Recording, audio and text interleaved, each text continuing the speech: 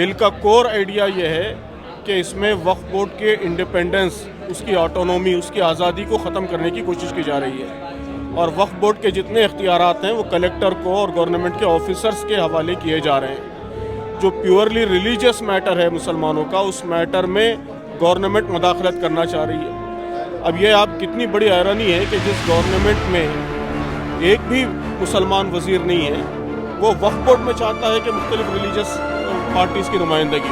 اہم باتیں یہ ہیں کہ وقف بورڈ کے اختیارات ختم کیے گئے ہیں، وقف بورڈ کا جو ڈیموکریٹک کیریکٹر ہے وہ کیریکٹر ختم کیا گیا ہے، مکمل طور پر وقف میں نامینیشن کا اختیار حکومت کے پاس دیا گیا ہے، وقف کے جو فیصلے ہیں ان فیصلوں کی جو قطعیت تھی، جو اس کی فائنلٹی تھی، اس کو ختم کیا گیا ہے۔ پل نیوز سے میں ہوں آپ کے ساتھ ندیم اکرم۔ وقف بل کو لے کر کے آج ایک بڑی اعلان جو ہے اور بڑی میٹنگ رکھی گئی، جہاں تمام تنظیم کے لوگ ایک ساتھ آئے، جہاں جمعیت علماء ہند سے خاص طور پر مولانا ارشد مدنی صاحب نے شرکت کی۔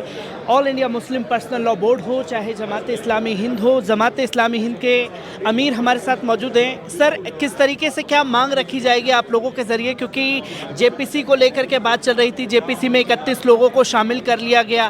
اب دھیرے دھیرے یہ بتانے کی کوشش کی جا رہی ہے کہ لوگوں کو بتایا جائے گا، سمجھایا جائے گا کہ وقف بل کے فائدے کیا ہیں۔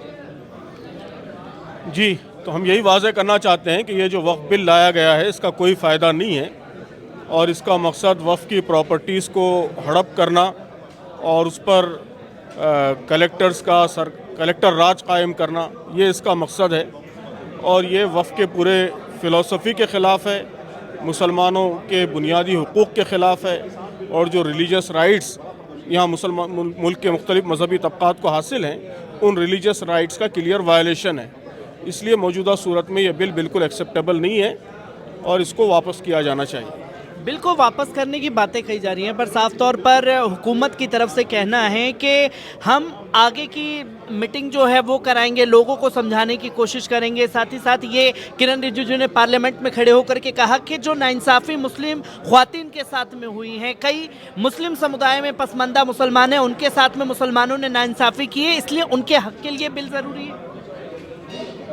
نہیں، دیکھیے، بل کا جو کور آئیڈیا ہے وہ سمجھنے کی کوشش کرنا چاہیے۔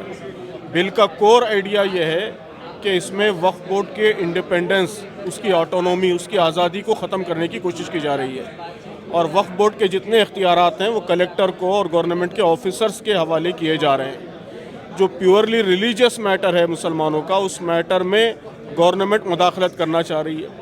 اب یہ آپ کتنی بڑی حیرانی ہے کہ جس گورنمنٹ میں ایک بھی مسلمان وزیر نہیں ہے، وہ وقف بورڈ میں چاہتا ہے کہ مختلف ریلیجیس پارٹیز کی نمائندگی ہو۔ مختلف ریلیجیس گروپس کی نمائندگی سیکولر گورنمنٹ میں ضروری ہے، ریلیجیس انسٹیٹیوشن میں ضروری نہیں ہے۔ تو ریلیجیس انسٹیٹیوشنز میں تو آپ مختلف مذاہب کی نمائندگی دینا چاہتے ہیں، اور خود اپنی حکومت میں مختلف مذہبی طبقات کی نمائندگی نہیں چاہتے۔ تو یہاں بعض باتوں کو سامنے لا کر اصل جو سازش کی جا رہی ہے کہ پورے وقف کی پراپرٹیز کو حکومت کے کنٹرول میں دے دیا جائے، یہ بہت خطرناک چیز ہے اور اس کی بھرپور مخالفت ہونی چاہیے۔ مخالفت کی بات کی جا رہی ہے، پر حکومت کا صاف طور پر اس پر یہ بار بار کہنا ہے کہ پہلے کاز میں انہوں نے اپنے بل میں یہ کہا کہ وہرا سمودائے کے لوگ شامل ہونے چاہیے، آغا خانی مسلمانوں کو۔ وہ بہت اہم بات نہیں ہے، وہ بہت معمولی بات ہے۔ اہم باتیں یہ ہیں کہ وقف بورڈ کے اختیارات ختم کیے گئے ہیں، وقف بورڈ کا جو ڈیموکریٹک کیریکٹر ہے وہ کیریکٹر ختم کیا گیا ہے، مکمل طور پر وقف میں نامینیشن کا اختیار حکومت کے پاس دیا گیا ہے، وقف کے جو فیصلے ہیں ان فیصلوں کی جو قطعیت تھی، جو اس کی فائنلٹی تھی، اس کو ختم کیا گیا ہے، اور وقف کا پورا جو کنسپٹ ہے اور ڈیفینیشن ہے اس ڈیفینیشن کو چینج کیا گیا ہے۔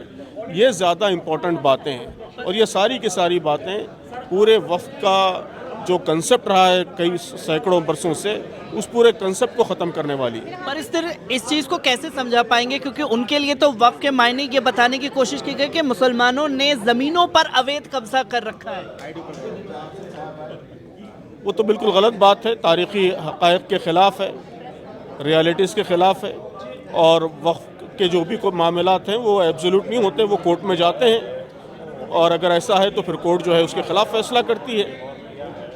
تو یہ تو جو ہے ایک بہت ہی نان سینس کلیم ہے جس کی کوئی حیثیت نہیں ہے۔ ہر پڑھا لکھا آدمی اس کلیم کی کمزوری سمجھ سکتا ہے۔ क्योंकि तंजीम की मुलाकातें भी हुई, जेडीयू से, टीडीपी से भी मुलाकातें हुई, पर नीतीश कुमार की पार्टी ने खुलकर के पार्लियामेंट के अंदर समर्थन किया। जब मुलाकात हुई तो अब किस तरीके से रवैये, कांग्रेस ने खुलकर के मुखालफत की है। सबसे हम मुतालबा करते हैं सारी सेकुलर पार्टियों से, और बीजेपी में भी जो अनासर हकीकत को समझ सकते हैं उनसे भी हम मुतालबा करते हैं कि ये बहुत ही ख़तरनाक चीज़ है और इसको जल्द से जल्द ख़त्म किया जाना चाहिए।